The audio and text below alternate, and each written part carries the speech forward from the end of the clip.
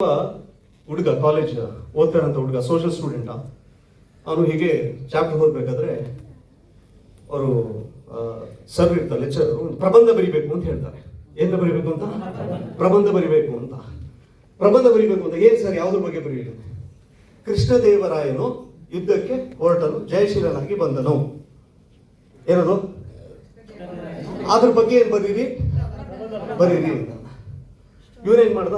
Sir ಬರೀತೀನಿ ಅಂದ್ಬಿಟ್ಟು ಕೃಷ್ಣದೇವರಾಯನು ಯುದ್ಧಕ್ಕೆ ಹೋದನು ಅಂತ ಬರೆದಿದ್ದು ಪೇಜ್ ತಗೋತಾನೆ. ಅಲ್ಲಿದ್ದು ಲೆಕ್ಚರರು ತಲೆ ಸುತ್ತಾಗಿ ಏನಾಯ್ತು, ಬೀಳ್ಬೇಕು. ಅಷ್ಟು ಪೇಪರ್ ತಗೋತಾನೆ. ಆಶ್ಚರ್ಯ ಆಗತ್ತಾಗಲ್ಲ ಸರ್? ತಗೋತಾರೆ. ಲಾಸ್ಟ್ ಅಲ್ಲಿ ಚಿಕ್ಕ ಲೈನ್ ಬಿಡ್ತಾರೆ, ಯುದ್ಧದಲ್ಲಿ ಜಯಶೀಲನಾಗಿ ಗೆದ್ದನು ಅಂತ ಲಾಸ್ಟ್ ಅಲ್ಲಿ ಚಿಕ್ಕದಾಗಿ ಬರೀತಾರೆ. ಯಾರು ಅಷ್ಟು ಪೇಜ್ ಬರೀತಾರೆ. ಆಶ್ಚರ್ಯ ಆಗ್ಬಿಡುತ್ತೆ. ಯಾರಿಗೆ? ಲೆಕ್ಚರ್ಗೆ. ಏನಪ್ಪ ಅದ್ಭುತ ಭಂಡಾರ ಅಂತ ಇರೋದು, ಏನೆಲ್ಲ ಬರ್ತಿದ್ದಾನೆ ಅಂತ ಫೀಲ್ ಆಗುತ್ತೆ. ಟೀಚರ್ ಯಾರಿಗಿರಲಿ ಟೀಚರ್ ಮೇಡಮ್, ನಾನು ಹತ್ರ ಬರ್ಬೇಕು, ಖುಷಿ ಆಗಲ್ವಾ? ಮತ್ತೆ ನೋಡಿದ್ರ ನಮ್ಮ ಟೀಚರ್ ಇಲ್ಲೇ ಇದ್ದಾರೆ, ನಮ್ಮ ಟೀಚರ್ ಇನ್ನೊಬ್ರು ಇದ್ದಾರೆ ಇಲ್ಲಿ. ಖುಷಿ ಆಗುತ್ತಾಗಲ್ಲ ಮೈಚಿ?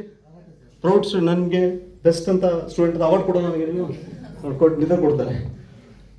ಏನು ಬರ್ತದೆ ನೋಡ್ಬೇಕಾ ಬೇಡವಾ? ತೆಗೆದು ನೋಡ್ತಾರೆ. ಕೃಷ್ಣದೇವರಾಯನು ಯುದ್ಧಕ್ಕೆ ಹೋದನು. ಲಾಸ್ಟ್ ನಲ್ಲಿ ಜಯಶೀಲನಾಗಿ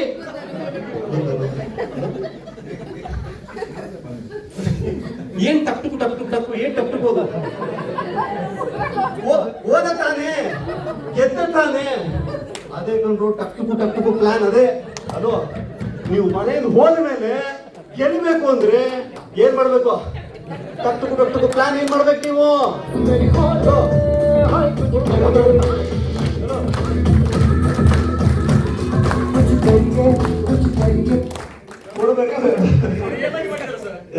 ನಮ್ಮ ಊರಲ್ಲಿ ಒಬ್ರು ಮಾಡಿದ್ದಾನೆ. ಭೀಮನು ಕೀಚಕನನ್ನ ಹೇಗೆ ಬಂದನು? ಭೀಮನು ಕೀಚಕನ ಗುದ್ದಿ ಒಟ್ಟೆ ಸತ್ತ